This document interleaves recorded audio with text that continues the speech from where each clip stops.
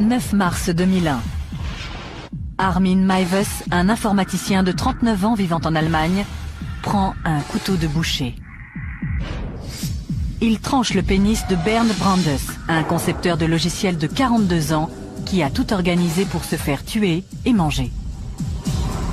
Meiwes coupe le membre en deux. Ils essaient d'en manger un morceau. L'événement est entièrement filmé sur vidéo. 3 heures plus tard, Brandes est toujours en vie. Meiwes le tue en lui plongeant un couteau dans la gorge.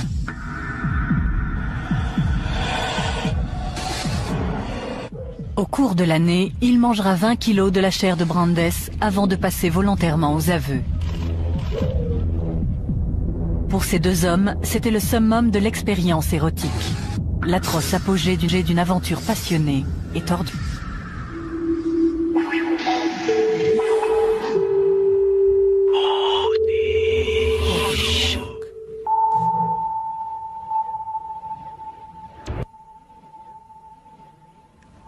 Décembre 2003.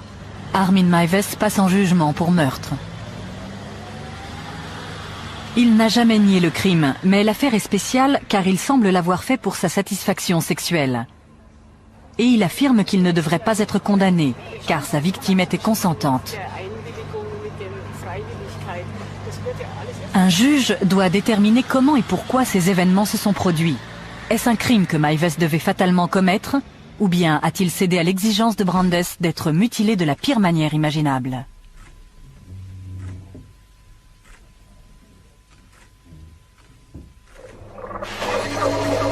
Ils font connaissance sur Internet le 5 février 2001. Un mois plus tard, Frankie allait rencontrer Kator en personne.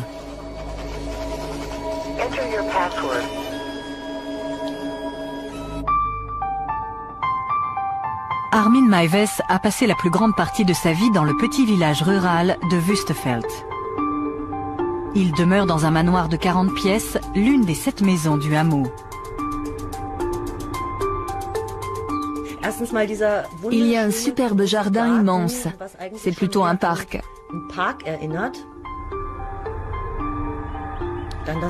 Et la maison a plus de 700 ans.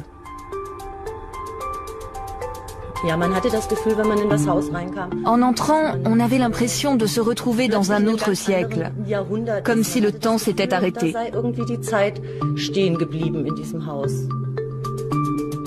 Meiwes a 8 ans en 1969 lorsque son père abandonne la famille.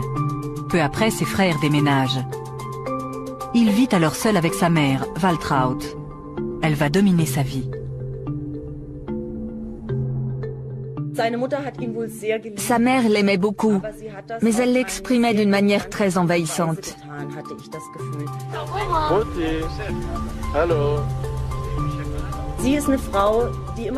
C'était une femme qui rêvait de recevoir sa famille, ses enfants et des amis, que sa vaste demeure soit pleine d'animation. Mais ça ne s'était pas passé ainsi dans sa vie. Elle était seule, ses 2 fils aînés étaient partis et elle n'avait qu'Armin qui devait accepter tout son amour. Très tôt, étouffé par les attentions de sa mère et connaissant peu de monde, Armin se met à rêver. Il s'invente un petit frère imaginaire, Frankie.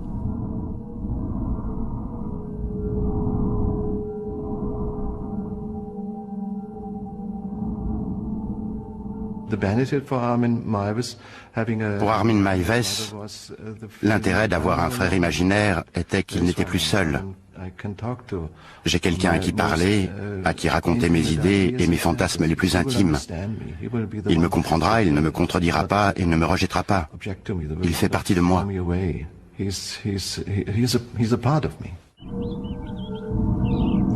Il crée ses propres contes de fées, dont il dit qu'il se les rappelle encore parfaitement.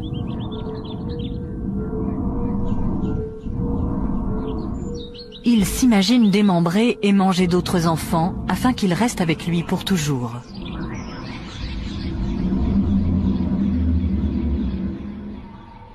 Pendant son adolescence, Meiwes demeure le serviteur dévoué de sa mère.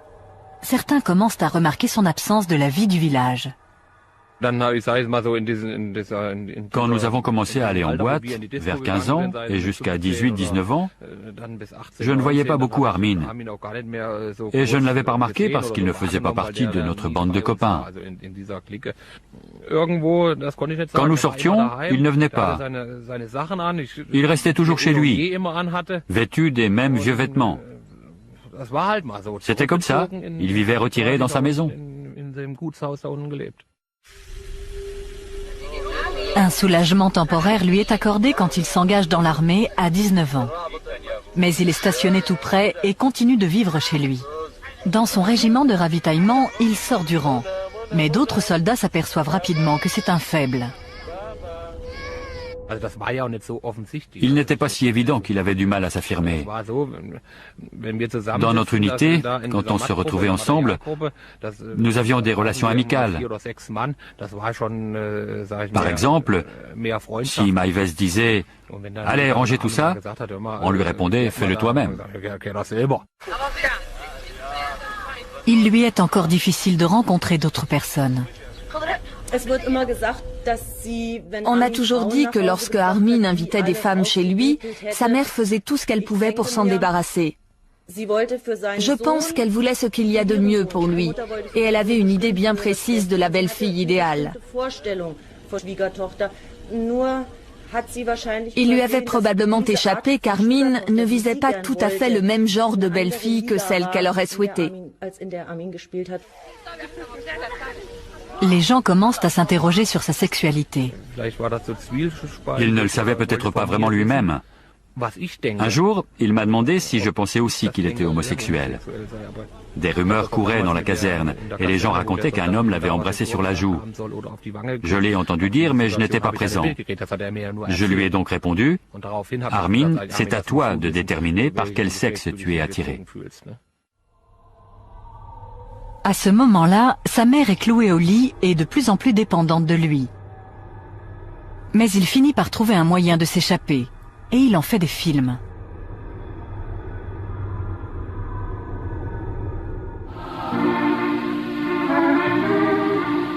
À l'armée, il a rencontré un groupe d'amateurs de voile qui organisent des expéditions au large de la côte allemande.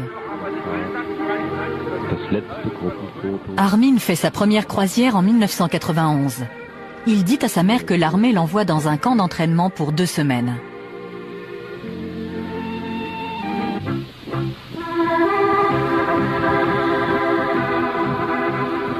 Deux ans plus tard, il décide d'y retourner. Cette fois-ci, il veut le consentement de sa mère. Mais elle n'accepte de le laisser partir que si elle rencontre l'organisateur du voyage.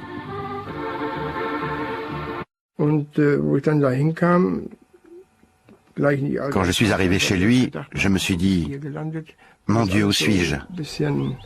C'était comme si je me retrouvais au Moyen-Âge, dans un vieux manoir.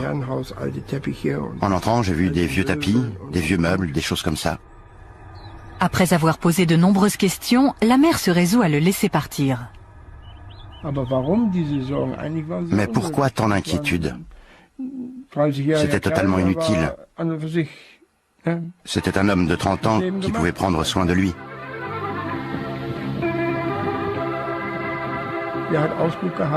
Il faisait le guet, il s'occupait des voiles, et toutes les corvées qu'on doit faire à bord, il les faisait avec joie, une vraie joie.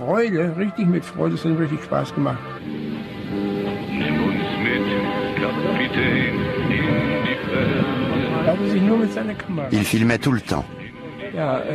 C'est important, il avait toujours sa caméra avec lui. Il ne la posait jamais. Le seul film que nous ayons du voyage, c'est celui qu'il a tourné.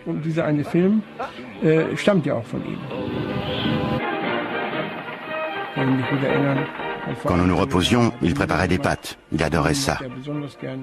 Mais en fait, il ne mangeait pas beaucoup. Mais sa mère ne quitte jamais longtemps ses pensées.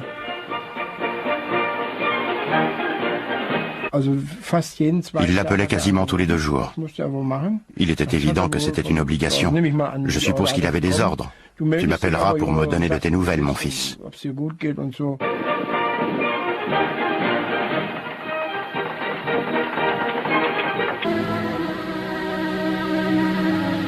Après des années sans changement, en septembre 1999, sa vie est bouleversée. Sa mère meurt des suites d'une longue maladie. Armin est seul. Quand sa mère est morte, il a réagi comme tous ceux qui viennent de perdre leur mère. Il était triste, il a pleuré. Il était content que ses voisins viennent le soutenir. Nous avons essayé de l'aider. Une voisine a fait un gâteau, j'ai apporté des petits pains avec du fromage et de la charcuterie. Nous avons dressé la table pour le service funèbre et nous nous sommes occupés de tout. Au lieu de libérer Armin et de lui permettre de vivre enfin sa vie d'adulte, la mort de sa mère le déséquilibre complètement. C'est à la fois un soulagement et un danger. Soulagé d'être libéré d'un contrôle permanent et danger de ne pas savoir quoi faire sans elle. Cela pouvait mener au passage à l'acte de ses fantasmes déviants, car à cette période de sa vie, il se sentait toujours en sécurité.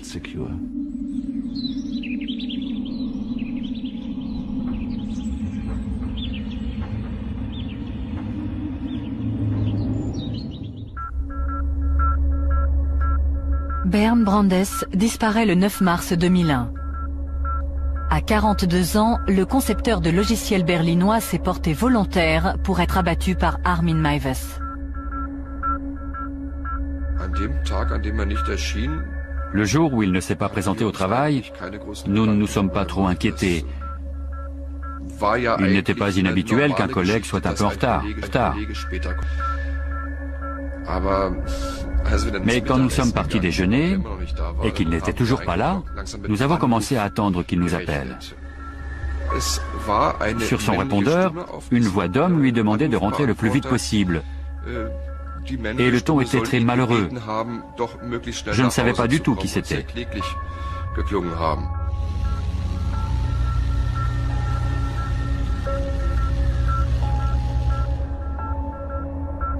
J'étais très surpris, parce que ça ne cadrait pas avec l'image que je me faisais de lui. La voix est celle de René Janacek, le petit ami secret de Brandes. Pour lui aussi, la disparition de Bernd est un mystère. Quand la police abandonne les recherches, il contacte des journalistes pour qu'ils enquêtent sur l'affaire. J'ai tout de suite apprécié René. Il a les pieds sur terre. Il est boulanger et il est très franc. Mais il était complètement désespéré quand je l'ai rencontré. Ce qui le rendait fou, c'était de n'avoir aucune explication sur ce qui s'était passé. Pour lui, c'était inconcevable. J'ai essayé de creuser un peu, de savoir si Bernd avait des contacts dans le milieu des prostituées mâles. Peut-être qu'il s'était passé quelque chose là. À Berlin, il arrive parfois qu'un gay disparaisse brusquement. Mais pour René, c'était impensable. Il disait qu'ils avaient l'habitude de regarder la télé ensemble tous les soirs et qu'ils n'allaient au cinéma que de temps en temps. Il rencontrait rarement d'autres amis et il n'avait aucun contact dans les milieux glauques.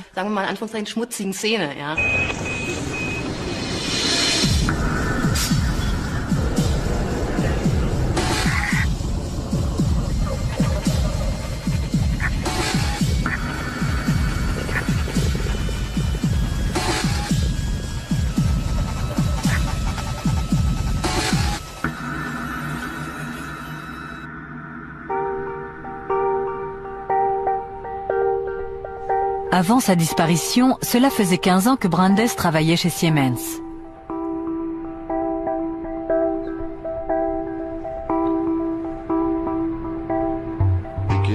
Au début, M. Brandes était très amical, très sociable au bureau. Il s'amusait avec ses collègues et il racontait des blagues. Après sa rupture avec Ariane, sa petite amie de longue date, Brandes n'attend que 3 mois avant de chercher quelqu'un d'autre.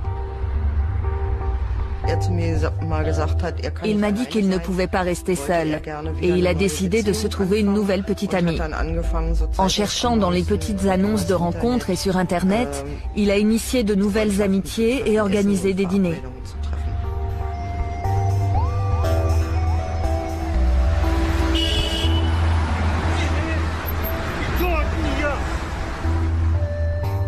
Atteignant les 40 ans, Brandes a peur de perdre son attrait sexuel. il se réinvente et se met au sport de manière obsessionnelle. Il ne cesse de raconter à ses collègues comment il a transformé sa bedaine en tablette de chocolat. Quand il remarque un début de calvitie, il se rase la tête.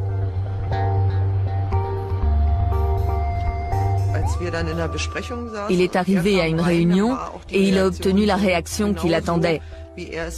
Nous l'avons à peine reconnu sans ses cheveux. Bernd était le genre de personne qui adorait provoquer des réactions. Plus tard, au fil du temps et jusqu'à sa disparition, et alors que nous continuions à travailler ensemble, son comportement m'a semblé de plus en plus négatif. Dans sa quête de sensations, Brandes devient de plus en plus excentrique. Il dépense 3 000 € pour faire venir du Nigeria une fille trouvée par une petite annonce. Mais lorsqu'il va la chercher à l'aéroport, c'est la déception. Elle n'est jamais arrivée. Et il a découvert qu'une autre personne attendait la fille et qu'elle l'avait également payée.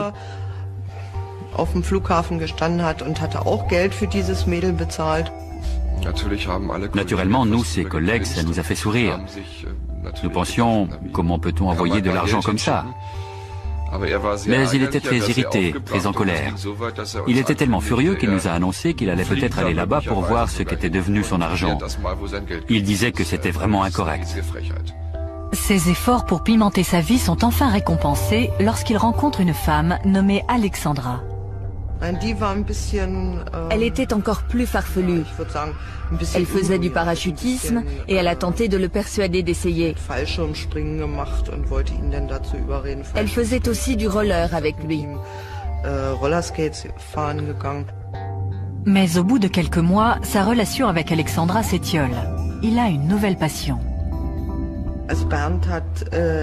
Bernd parlait tout le temps de son amour pour son ordinateur. C'était un vrai fou de PC.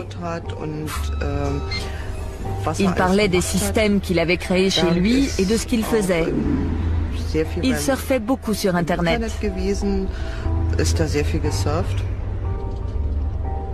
Il finit par trouver quelqu'un qui partage sa passion pour l'informatique. Je savais que Bernd était ami avec un homme et que celui-ci vivait chez lui. Mais ça ne veut pas forcément dire qu'il était homosexuel. Il s'intéressait aux mêmes choses et lui aussi aimait surfer sur Internet. Ils travaillaient ensemble à la construction d'un réseau informatique. Il n'a rien dit de plus à ce sujet et pour moi c'était parfaitement crédible.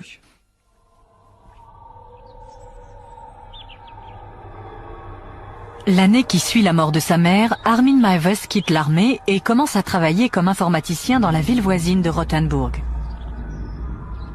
Le temps qu'il consacrait auparavant à sa mère, il le passe maintenant à aider les gens du village. Je me souviens d'une nuit où mon ordinateur s'est bloqué. Je l'ai appelé après minuit en hurlant « Viens tout de suite, fais quelque chose pour mon ordinateur ». 3 minutes plus tard, il était là.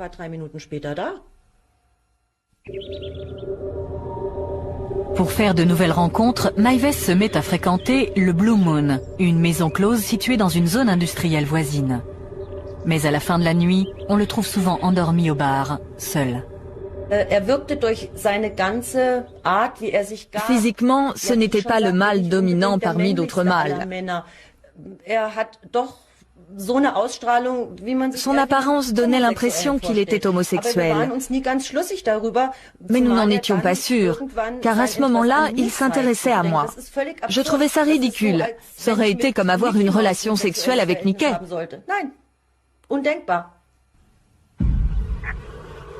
Meiwes affirme avoir rencontré de nombreuses femmes, mais au village, on ne l'a jamais vu avec quelqu'un. Il m'a dit qu'il était fiancé avec une fille de Kassel. Je lui ai répondu en plaisantant, « Armin, qui pourrais-tu vraiment ramener dans la maison de Wüstefeld? Jamais je n'aurais osé amener une fille dans cet endroit. »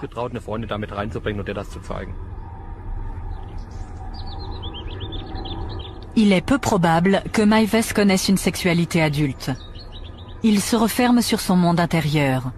Ses fantasmes d'enfant, il les exprime maintenant de manière sexuelle.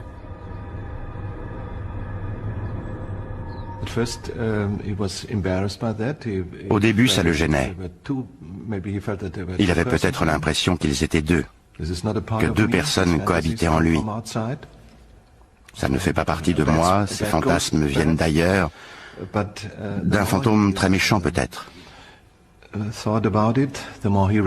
Mais plus il y pensait, plus il lisait sur ce sujet, plus il voyait de films qui en parlaient, plus il l'intégrait dans sa vie. Lorsqu'on en arrive à des comportements extrêmes, comme le fétichisme, on ne peut pas dire que ce soit lié de près à l'éducation de la personne. Parfois, ça peut être relié à une expérience que cette personne a vécue et qui n'a rien à voir avec son éducation. Nous pouvons comprendre de nombreuses formes de fétichisme ou des choses qui s'y rattachent.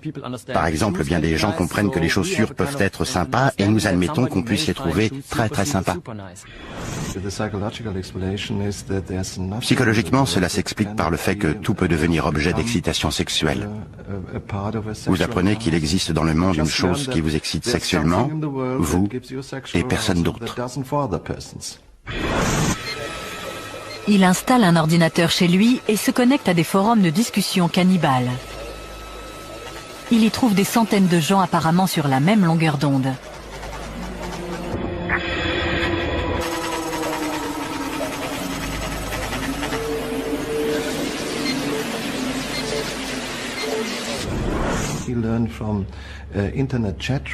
Par les forums Internet, il a appris qu'il existe beaucoup d'autres personnes dans le monde qui disent vouloir être égorgées, qui disent qu'elles cherchent quelqu'un pour les tuer et les consommer, ce qui a renforcé sa deuxième forme de sexualité de manière obsessionnelle.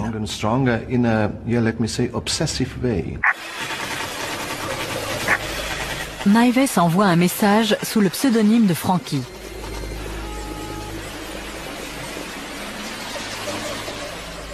Tandis qu'il poursuit ses recherches secrètes sur le cannibalisme sur Internet, de l'extérieur, rien ne semble avoir changé. Ils s'adaptent parfaitement à la situation, à leurs différences, leur monstruosité. Ils le savent et se taisent, c'est normal. Seul changement notable dans sa vie, il commence à réparer sa maison à présent complètement délabrée. Il ne pouvait pas entretenir la maison comme il le voulait. Il a fait des petites choses.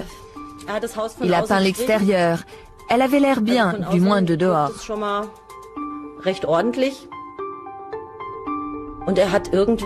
Ensuite, il a installé des lavabos et des toilettes dans les chambres du haut.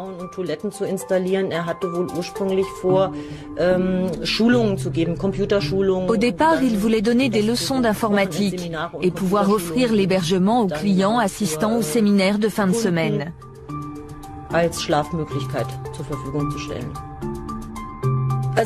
Franchement, je dois dire que la maison avait besoin d'être rénovée de fond en comble. Mais ces travaux ne servent pas seulement à rendre la maison plus confortable. Dans une pièce qu'aucun de ses amis ne verra jamais, Maives bâtit un abattoir afin de réaliser la phase suivante de son fantasme.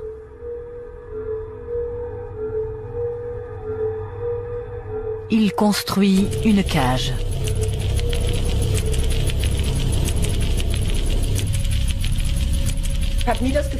J'ai toujours pensé que je pouvais aller partout. Il est vrai qu'il ne vivait qu'en bas. Nous n'avions aucune raison de monter, nous restions en bas.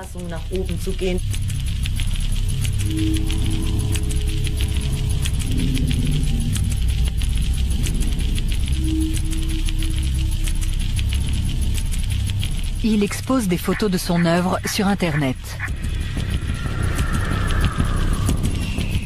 Au cours de l'année suivante, il commence à attirer l'attention. Certains veulent juste discuter boucherie. D'autres veulent voir son abattoir. Quand des gens viennent le voir chez lui, Maives dessine des lignes sur leur corps, là où il dit qu'il inciserait. Il les suspend par les pieds grâce à une poulie fixée au plafond. Mais il s'aperçoit que rares sont ceux qui veulent pousser leur fantasme au-delà du jeu de rôle. Tous repartent indemnes.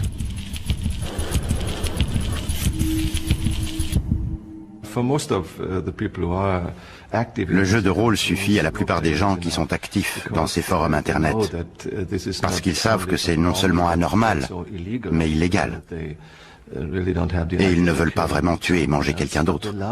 Ils aiment le fantasme, mais ce n'est qu'un jeu. Mais le 5 février 2001, Frankie reçoit une réponse différente.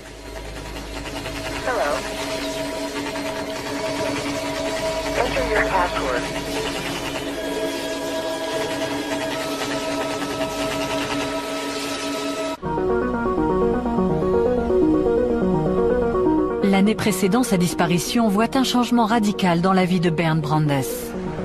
Il s'installe avec René Janacek, un boulanger qu'il a rencontré par les petites annonces. Aux yeux de son petit ami, Brandes était un homme terre-à-terre et conventionnel.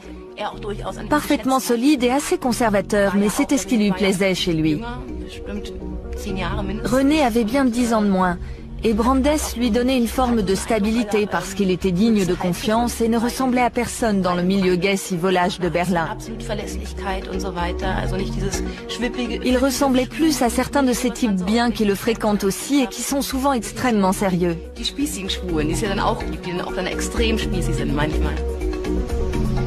Brandes cache cette relation à ses collègues. Pendant toute la période où j'ai connu M. Brandes, il n'a jamais été évident qu'il avait des tendances homosexuelles, ou qu'il était attiré, ou qu'il était passé à l'acte. Pour moi, M. Brandes a toujours été un hétérosexuel qui étalait toutes ses expériences et se vantait de ses exploits auprès des autres hommes.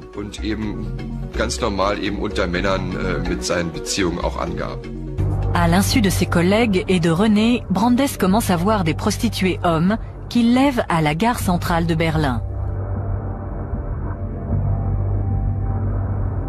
Il leur demande de le fouetter jusqu'au sang. Plus d'une fois, il leur demande de lui croquer le pénis. Il offre des milliers d'euros. Aucun prostitué n'accepte. Il va chercher plus loin la satisfaction de ses désirs masochistes. Il découvre les forums cannibales et s'inscrit sous le nom de Cator. À mon avis, afficher des messages sur ce genre de site internet n'est pas le signe d'un comportement sexuel normal. Mais ça n'a rien de vraiment inquiétant, si on le fait juste pour s'amuser.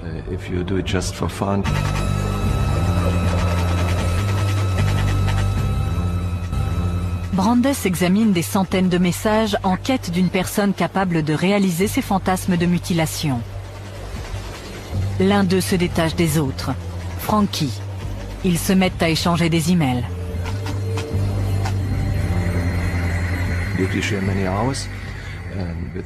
Si on passe de nombreuses heures devant son ordinateur pour trouver des gens avec qui partager ses fantasmes obscènes, je pense qu'on a un problème. Un mois à peine après la rencontre internet de Frankie et de Cator, les deux hommes organisent en détail la réalisation de leurs fantasmes. Comme d'habitude, Brandes part tôt de chez lui, comme s'il allait travailler. René dort encore. Il se rend à la gare centrale de Berlin. Il achète un billet pour Kassel, à l'autre bout de l'Allemagne. Aller simple. Il paye en espèces afin que personne ne puisse reconstituer son voyage.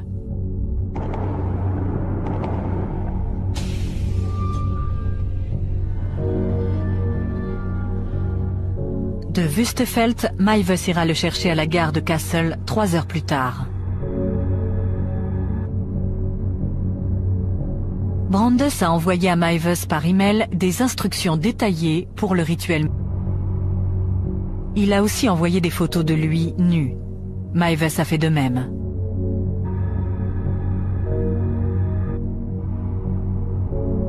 Le matin, Brandes efface de son ordinateur tout ce qui pourrait révéler sa destination. On ne l'attendra pas au bureau. il a pris un jour de congé. Il a fait exprès de ne pas manger, afin que ses intestins soient vides. Selon les sites cannibales, ça rendra l'exécution plus facile et sa chair plus savoureuse.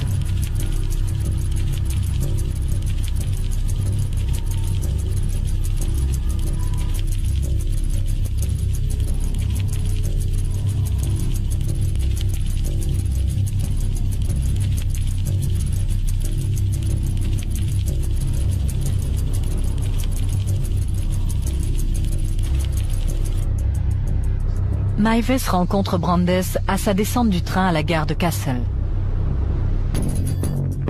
Ils repartent vers Wüstefeld. Ils arrivent à la maison, se déshabillent complètement et prennent un café. Ils montent inspecter l'abattoir.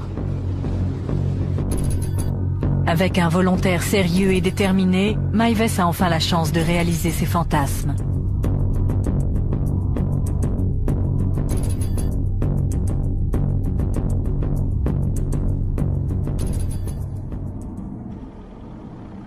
Mais au moment crucial, il ne peut se résoudre à mordre dans Brandes. Brandes décide alors de rentrer chez lui sans avoir réalisé ses fantasmes.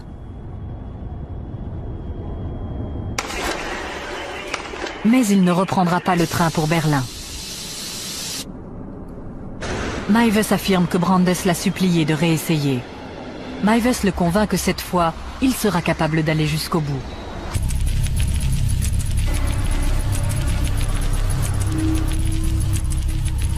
Brandes achète des somnifères, du sirop contre la toux et du schnapps.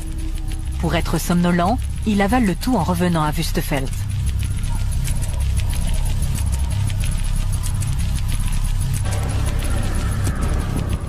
De retour à la maison, Maives prépare sa caméra vidéo afin de filmer le rituel. Il tranche le pénis de Brandes. Il le coupe en deux pour qu'ils puissent en manger chacun un morceau. Mais il est trop dur. Maives descend le faire cuire à la cuisine tandis que Brandes entre dans la baignoire.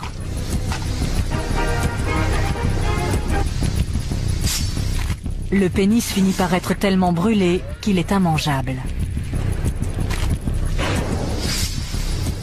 Brandes se vide de son sang dans la baignoire.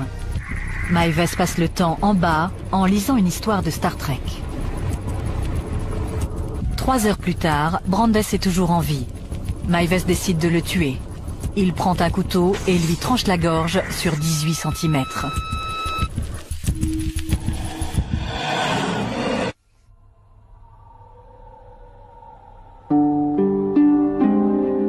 Maives enterre la peau et les entrailles dans son jardin.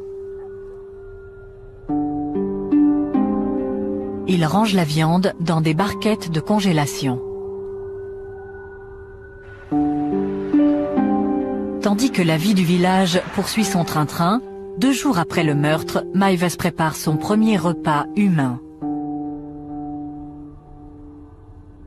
Il mange un steak avec des pommes de terre, des choux de Bruxelles, une sauce au poivre et un verre de vin rouge. Plus tard, il dira à la police que ça a le goût du porc. Il fait cuire au four un os du bras et le râpe pour en faire de la farine. Il met le pied de Brandes sur un plateau et le décore. Il racontera qu'il a ressenti sa première excitation sexuelle en se masturbant devant la vidéo du meurtre.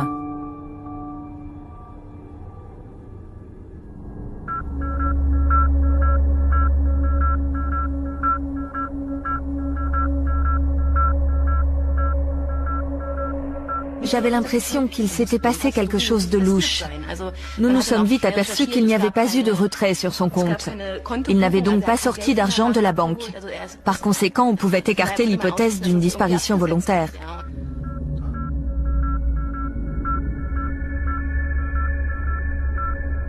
D'autres indices font surface. Un ami de René se souvient avoir vu Brandes dans une gare de Berlin le jour de sa disparition. Nous sommes allés à la gare de Charlottenburg et nous nous sommes dit, Nous sommes là. Qu'est-ce qu'on peut bien faire à partir d'ici? Où peut-on aller? Nous avons tenté de reconstituer les faits. Y a-t-il un endroit près d'ici d'où on peut sauter? Nous étions tous deux complètement perdus et René était désespéré parce que ça n'avait aucun sens.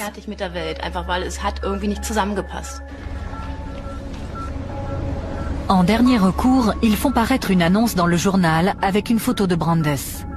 Plusieurs semaines passent sans réponse. En l'absence d'autres pistes, l'affaire est classée.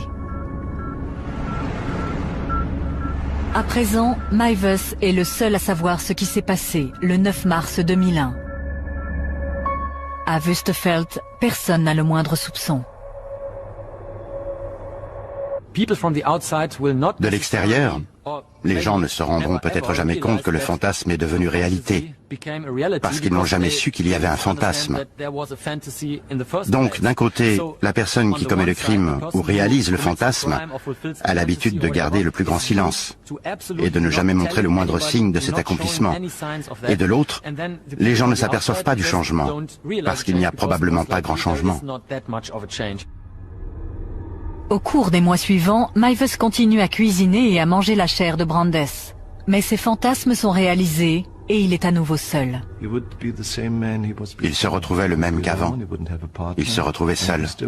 Il n'avait pas de partenaire. Et il avait toujours ses rêves. Et c'est une sorte d'obsession, comme un alcoolique qui dit qu'il ne boira plus jamais. Mais des mois ou des années plus tard, il se remet à boire. Et tout ce qu'il a pu dire n'est rien, parce que cette obsession, cette dépendance fait toujours partie de sa personnalité. C'est pareil avec un cannibale.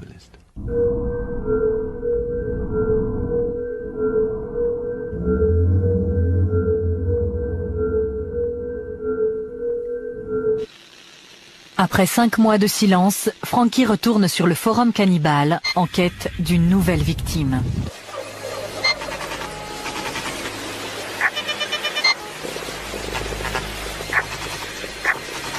Pour convaincre de son sérieux, il donne des détails sur son crime.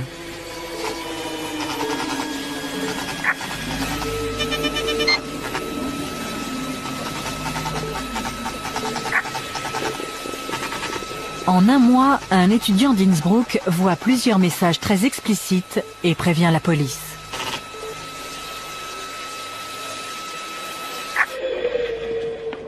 À 8h45, le 10 décembre 2002, près de 2 ans après le meurtre, 7 agents de police se présentent chez Meiwes. Il est mis en examen pour glorification de la violence. Quand on lui demande s'il a vraiment mangé de la chair humaine, il répond « peut-être ».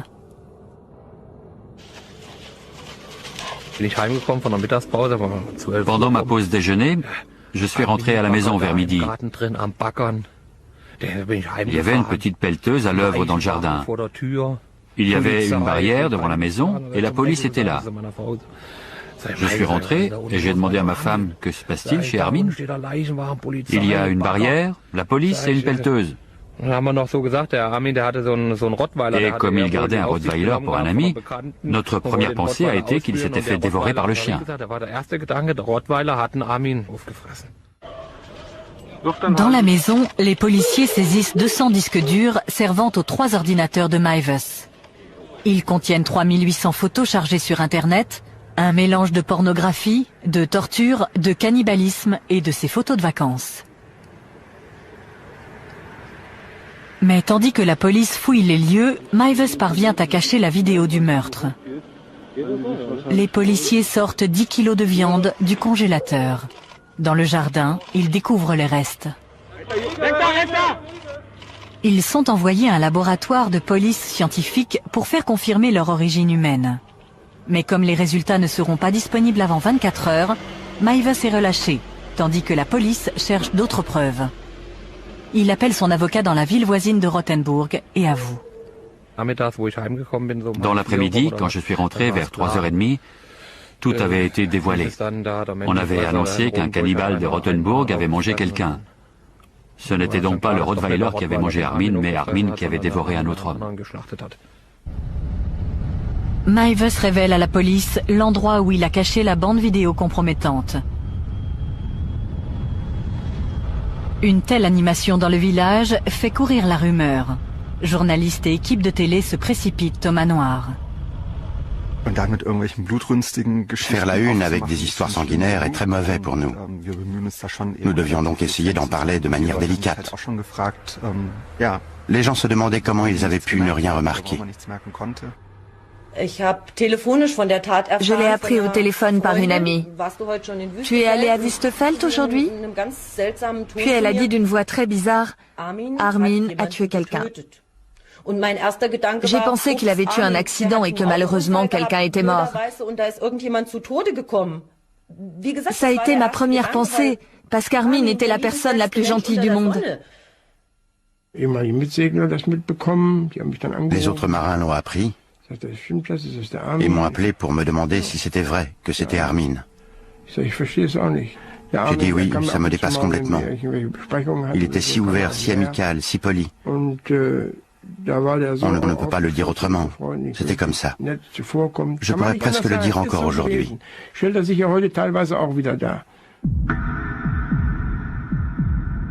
Les anatomopathologistes calculent qu'il manque 20 kilos de chair sur les restes de Brandes. Après avoir visionné la vidéo tournée par Meiwes, ils estiment que Brandes est mort à la suite de l'égorgement plutôt que de la mutilation. Meiwes est donc mis en examen non pour homicide, mais pour meurtre.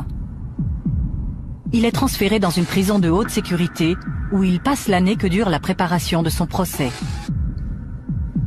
Les experts psychiatres le trouvent sensé et rationnel et donc apte à passer en jugement.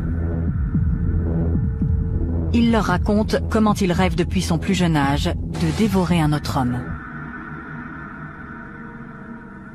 Si vous êtes cannibale, à l'évidence, vous êtes très différent. Et vous souffrez d'un type de modification psychologique. Mais ce n'est pas la même chose que dans les maladies psychiatriques, telles que la schizophrénie ou la paranoïa, par exemple, où les gens croient vraiment que les choses qu'ils entendent ou perçoivent ou sentent sont réelles. Ici, il s'agit de gens qui savent que leurs fantasmes n'ont rien à voir avec ceux des autres. Mais ils n'y peuvent rien. Donc, dans un sens, ils sont différents. Mais ils ne souffrent pas du type de maladie mentale extrêmement grave que nous remarquerions immédiatement dans la rue. C'est aussi l'une des raisons pour lesquelles personne ne voit qu'ils ont des fantasmes cannibales ou zoophiles ou autres. Ça ne se voit pas. Meiwes dit également au psychiatre qu'il a l'impression d'avoir absorbé la virilité de Brandes, et même ses capacités, comme celle de parler anglais. À Berlin, on n'a eu aucune nouvelle de Brandes depuis sa disparition 18 mois plus tôt. Et soudain, son visage réapparaît aux informations. J'ai reçu un email le matin, et tout ce qu'il disait, c'était que Bernd avait été retrouvé. Il y avait un lien Internet avec un journal où on voyait son visage. C'était la photo utilisée pendant les recherches. J'ai lu l'article et je n'arrivais pas à croire ce qui s'était passé.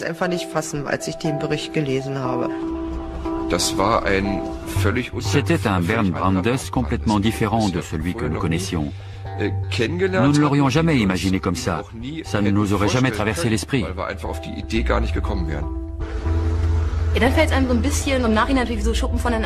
C'était comme si les écailles me tombaient des yeux. Il arrive souvent que des gens qui ont des tendances perverses semblent parfaitement normaux et ordinaires au monde extérieur.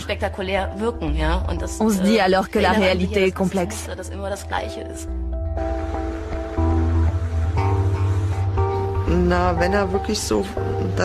S'il a vraiment fait tout ça comme on le dit, alors je dois dire honnêtement que c'était un très bon acteur.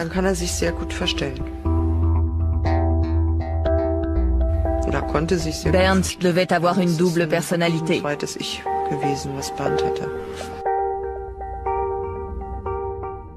Je pense que personne ne comprend pourquoi il a voulu faire ça. L'une des raisons est évidente. Vous ne voulez pas exister, vous voulez disparaître complètement, mais en même temps, ça vous donne du pouvoir. C'est une sorte de domination par le bas.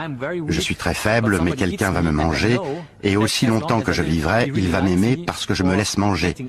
Et il est évident que je possède une énergie qui lui est précieuse. Je suis donc faible, mais de ma faiblesse naît le pouvoir, car l'autre me veut. Brandes ne se contentait pas de fantasmer, il voulait vraiment être tué. C'est mon droit de me suicider comme je le veux, et je veux le faire comme ça.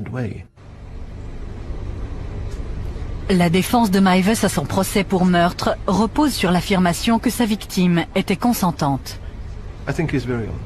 Je pense qu'il est très honnête. Ce que Maives nous dit du consentement de Brandes est vrai. Ce n'est pas un mensonge. La question du consentement est le point crucial de toute l'affaire. Parce que dans les cas habituels, les victimes ne consentent d'aucune manière. Parce que le cannibalisme n'est pas illégal en Allemagne, l'accusation repose sur le fait que le crime avait des motivations sexuelles. Si c'est prouvé, Maives sera condamné pour meurtre, même si sa victime était consentante. On devrait l'enfermer pour toujours. Parce que moi, je ne tuerais pas un cochon si j'avais suffisamment de saucisses dans le frigo. Il aurait pu se remettre à chercher la bonne personne. Peut-être pas cette année, ni l'année prochaine, ni dans 3 ans. Mais si la bonne personne s'était présentée, qui peut dire qu'il n'aurait pas tué à nouveau?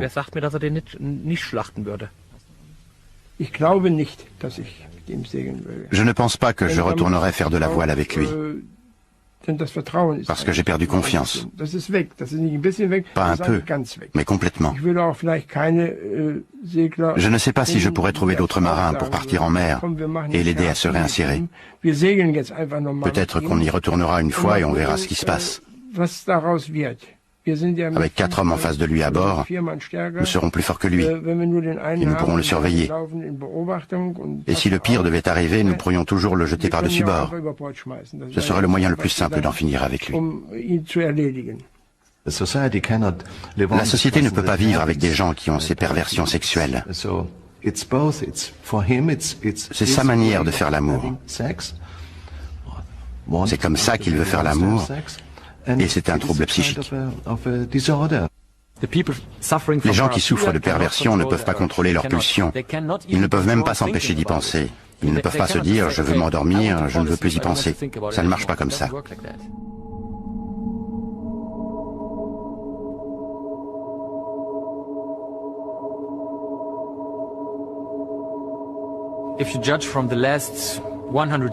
Si l'on en juge par les 100 dernières années, il est peu probable que ça se reproduise en Allemagne au cours de notre vie. Mais c'est possible.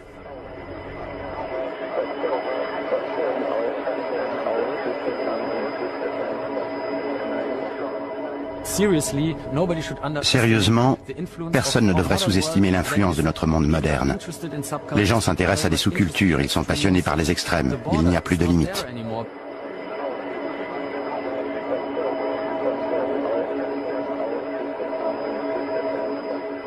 Les sous-cultures sont de plus en plus accessibles par le net. Alors il est possible que ça se reproduise.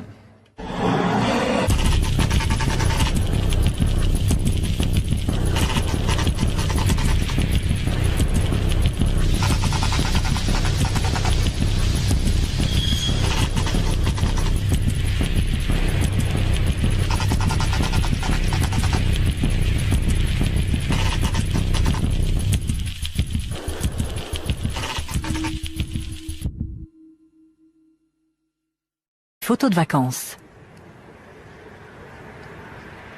Mais tandis que la police fouille les lieux, Maives parvient à cacher la vidéo du meurtre. Les policiers sortent 10 kilos de viande du congélateur. Dans le jardin, ils découvrent les restes. Ils sont envoyés à un laboratoire de police scientifique pour faire confirmer leur origine humaine. Mais comme les résultats ne seront pas disponibles avant 24 heures, Maives est relâché, tandis que la police cherche d'autres preuves. Il appelle son avocat dans la ville voisine de Rothenburg et avoue. Dans l'après-midi, quand je suis rentré vers 3h30, tout avait été dévoilé. On avait annoncé qu'un cannibale de Rothenburg avait mangé quelqu'un. Ce n'était donc pas le Rottweiler qui avait mangé Armin, mais Armin qui avait dévoré un autre homme. Maives révèle à la police l'endroit où il a caché la bande vidéo compromettante. Une telle animation dans le village fait courir la rumeur. Journalistes et équipes de télé se précipitent au manoir. Faire la une avec des histoires sanguinaires est très mauvais pour nous. Nous devions donc essayer d'en parler de manière délicate. Les gens se demandaient comment ils avaient pu ne rien remarquer. Je l'ai appris au téléphone par une amie. Tu es allé à Wüstefeld aujourd'hui? Et qui n'a rien à voir avec son éducation. Nous pouvons comprendre de nombreuses formes de fétichisme ou des choses qui s'y rattachent. Par exemple, bien des gens comprennent que les chaussures peuvent être sympas et nous admettons qu'on puisse les trouver très très sympas. Psychologiquement, cela s'explique par le fait que tout peut devenir objet d'excitation sexuelle. Vous apprenez qu'il existe dans le monde une chose qui vous excite sexuellement, vous et personne d'autre. Il installe un ordinateur chez lui et se connecte à des forums de discussion cannibales. Il y trouve des centaines de gens apparemment sur la même longueur d'onde.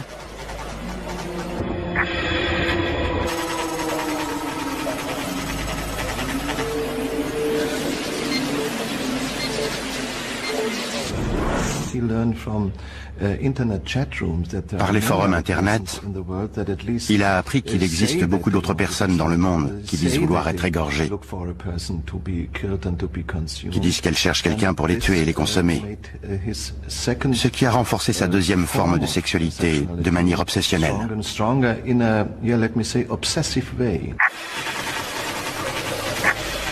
Maives envoie un message sous le pseudonyme de Frankie.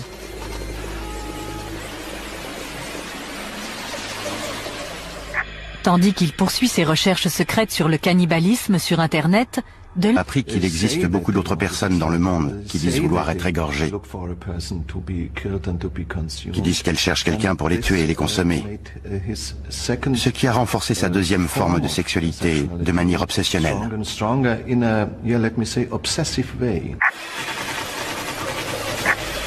Maives envoie un message sous le pseudonyme de Frankie.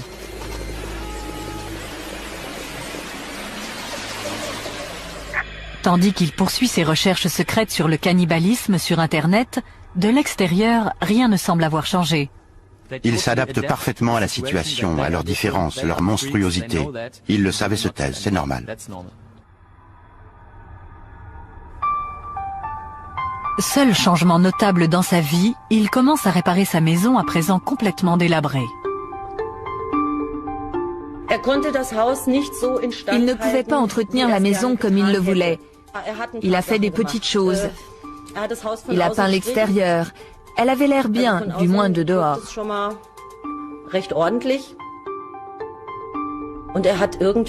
Ensuite, il a installé des lavabos et des toilettes dans les chambres du haut.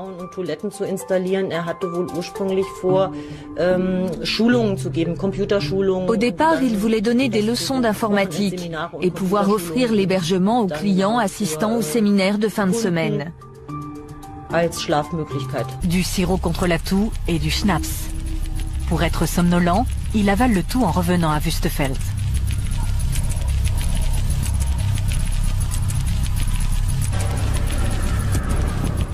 De retour à la maison, Maives prépare sa caméra vidéo afin de filmer le rituel. Il tranche le pénis de Brandes. Il le coupe en deux pour qu'ils puissent en manger chacun un morceau. Mais il est trop dur.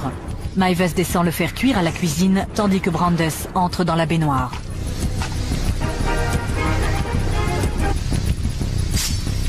Le pénis finit par être tellement brûlé qu'il est immangeable.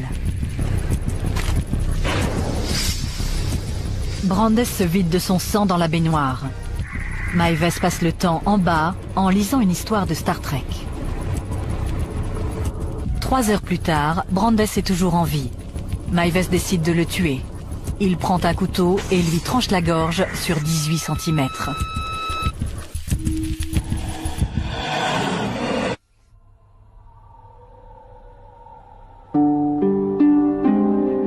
Maives enterre la peau et les entrailles dans son jardin.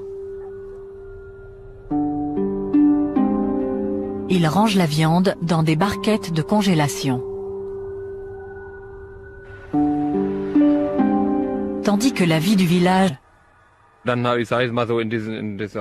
Quand nous avons commencé à aller en boîte, vers 15 ans et jusqu'à 18-19 ans, je ne voyais pas beaucoup Armin. Et je ne l'avais pas remarqué parce qu'il ne faisait pas partie de notre bande de copains. Quand nous sortions, il ne venait pas. Il restait toujours chez lui, vêtu des mêmes vieux vêtements. C'était comme ça, il vivait retiré dans sa maison. Un soulagement temporaire lui est accordé quand il s'engage dans l'armée à 19 ans. Mais il est stationné tout près et continue de vivre chez lui. Dans son régiment de ravitaillement, il sort du rang. Mais d'autres soldats s'aperçoivent rapidement que c'est un faible. Il n'était pas si évident qu'il avait du mal à s'affirmer. Dans notre unité, quand on se retrouvait ensemble, nous avions des relations amicales. Par exemple, si Maives disait « Allez, rangez tout ça », on lui répondait « Fais-le toi-même ». Il lui est encore difficile de rencontrer d'autres personnes. On a toujours dit que lorsque Armin invitait des femmes chez lui, sa mère faisait tout ce qu'elle pouvait pour s'en débarrasser. Je pense qu'elle voulait ce qu'il y a de mieux pour lui, et elle avait une idée bien précise de la belle-vie pour le rituel. Il a aussi envoyé des photos de lui nu. Maives a fait de même.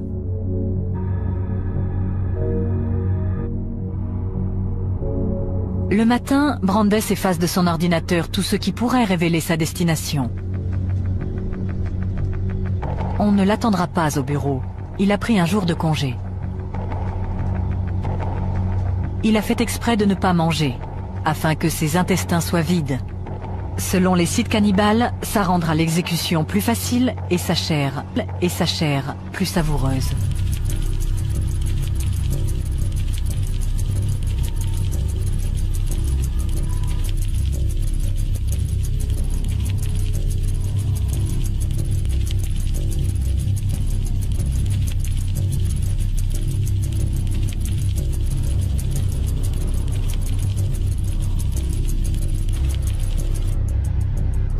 Maives rencontre Brandes à sa descente du train à la gare de Kassel. Ils repartent vers Wüstefeld. Ils arrivent à la maison, se déshabillent complètement et prennent un café. Ils montent inspecter l'abattoir. Avec un volontaire sérieux et déterminé, Maives a enfin la chance de réaliser ses fantasmes.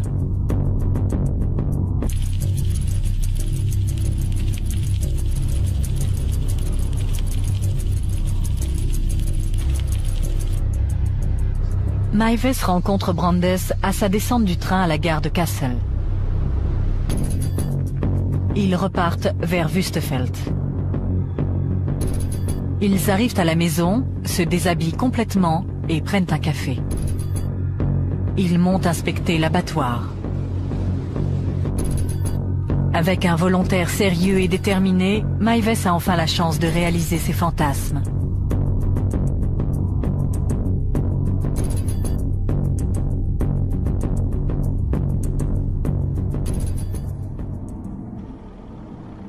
Mais au moment crucial, il ne peut se résoudre à mordre dans Brandes.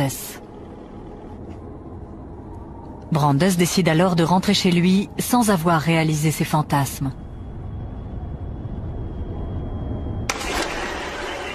Mais il ne reprendra pas le train pour Berlin. Maives affirme que Brandes l'a supplié de réessayer. Maives le convainc que cette fois, il sera capable d'aller jusqu'au bout.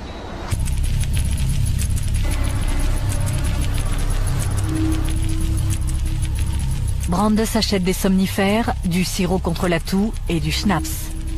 Pour être somnolent, il avale le tout en revenant à Wüstefeld. Mais plus il y pensait, plus il lisait sur ce sujet, plus il voyait de films qui en parlaient, plus il l'intégrait dans sa vie. Lorsqu'on en arrive à des comportements extrêmes, comme le fétichisme, on ne peut pas dire que ce soit lié de près à l'éducation de la personne. Parfois, ça peut être relié à une expérience que cette personne a vécue et qui n'a rien à voir avec son éducation. Nous pouvons comprendre de nombreuses formes de fétichisme ou des choses qui s'y rattachent. Par exemple, bien des gens comprennent que les chaussures peuvent être sympas et nous admettons qu'on puisse les trouver très très sympas. Psychologiquement, cela s'explique par le fait que tout peut devenir objet d'excitation sexuelle. Vous apprenez qu'il existe dans le monde une chose qui vous excite sexuellement, vous et personne d'autre. Il installe un ordinateur chez lui et se connecte à des forums de discussion cannibales. Il y trouve des centaines de gens apparemment sur la même longueur d'onde.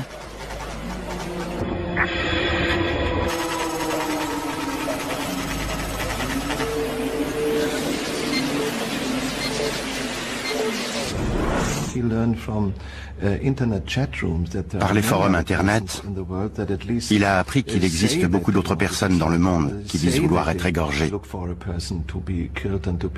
qui disent qu'elles cherchent quelqu'un pour les tuer et les consommer.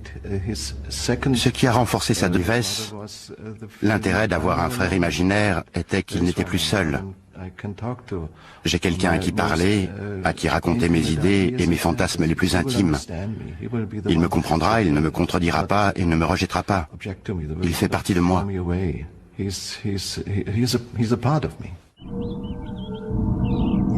Il crée ses propres contes de fées, dont il dit qu'il se les rappelle encore parfaitement.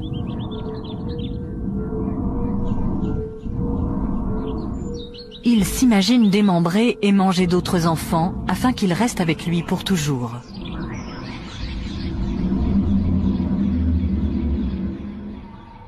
Pendant son adolescence, Meiwes demeure le serviteur dévoué de sa mère. Certains commencent à remarquer son absence de la vie du village.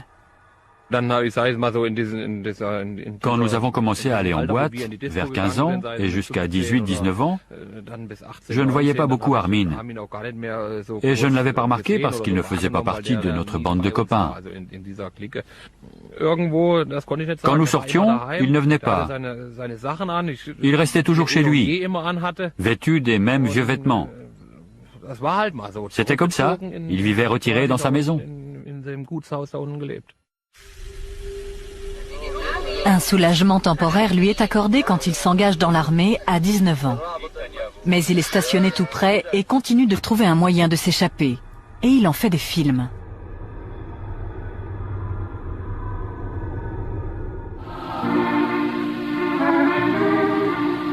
À l'armée, il a rencontré un groupe d'amateurs de voile qui organise des expéditions au large de la côte allemande.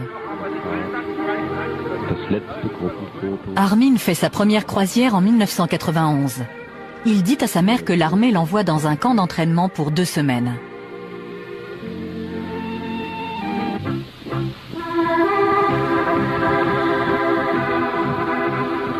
Deux ans plus tard, il décide d'y retourner. Cette fois-ci, il veut le consentement de sa mère. Mais elle n'accepte de le laisser partir que si elle rencontre l'organisateur du voyage.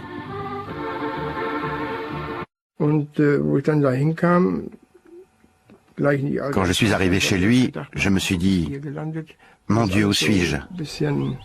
C'était comme si je me retrouvais au Moyen-Âge, dans un vieux manoir. En entrant, j'ai vu des vieux tapis, des vieux meubles, des choses comme ça.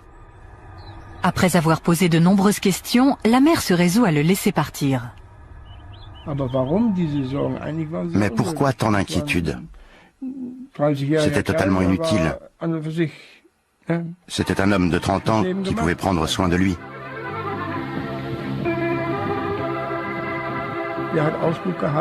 Il faisait Franchement, je dois dire que la maison avait besoin d'être rénovée de fond en comble. Mais ces travaux ne servent pas seulement à rendre la maison plus confortable. Dans une pièce qu'aucun de ses amis ne verra jamais, Meiwes bâtit un abattoir afin de réaliser la phase suivante de son fantasme.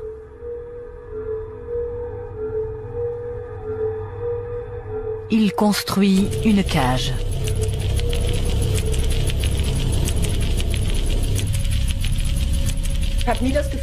J'ai toujours pensé que je pouvais aller partout.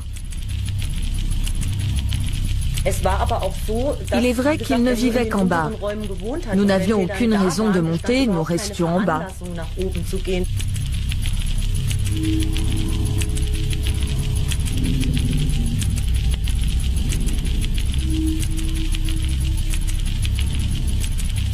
Il expose des photos de son œuvre sur Internet. Au cours de l'année suivante, il commence à attirer l'attention. Certains veulent juste discuter boucherie. D'autres veulent voir son abattoir. Quand des gens viennent le voir chez lui, Meiwes dessine des lignes sur leur corps, là où il dit qu'il inciserait. S'il a vraiment mangé de la chair humaine, il répond « peut-être ».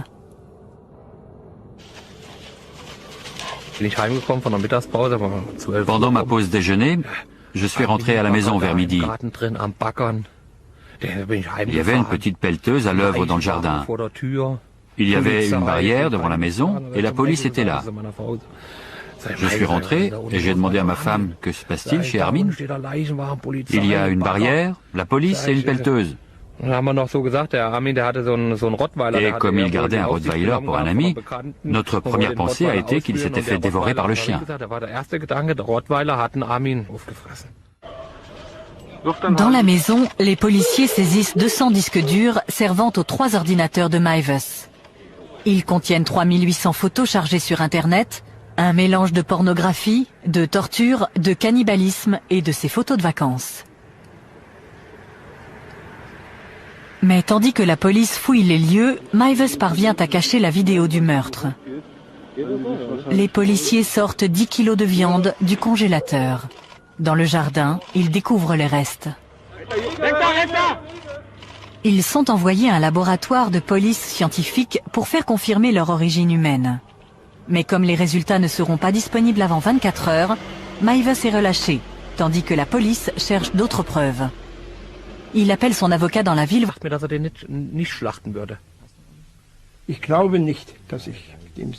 Je ne pense pas que je retournerai faire de la voile avec lui. Parce que j'ai perdu confiance. Pas un peu, mais complètement. Je ne sais pas si je pourrais trouver d'autres marins pour partir en mer et l'aider à se réinsérer. Peut-être qu'on y retournera une fois et on verra ce qui se passe. Avec 4 hommes en face de lui à bord, nous serons plus forts que lui et nous pourrons le surveiller. Et si le pire devait arriver, nous pourrions toujours le jeter par-dessus bord. Ce serait le moyen le plus simple d'en finir avec lui. La société ne peut pas vivre avec des gens qui ont ces perversions sexuelles. C'est sa manière de faire l'amour. C'est comme ça qu'il veut faire l'amour. Et c'est un trouble psychique. Les gens qui souffrent de perversion ne peuvent pas contrôler leurs pulsions. Ils ne peuvent même pas s'empêcher d'y penser. Ils ne peuvent pas se dire « je veux m'endormir, je ne veux plus y penser ». Ça ne marche pas comme ça.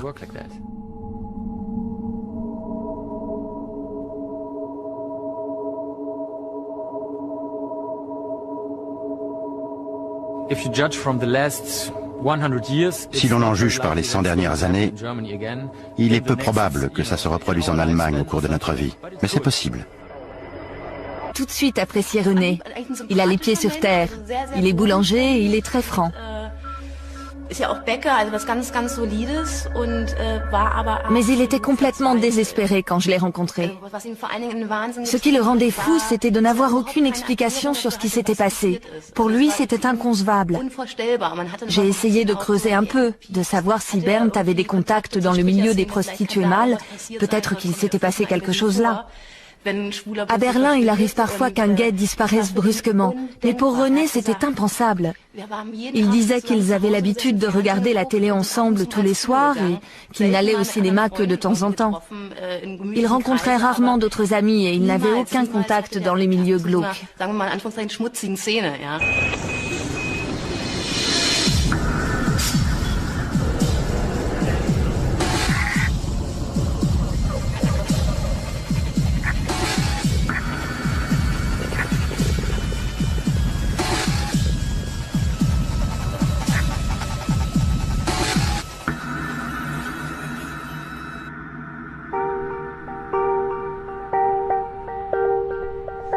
Avant sa disparition, cela faisait 15 ans que Brandes travaillait chez Siemens.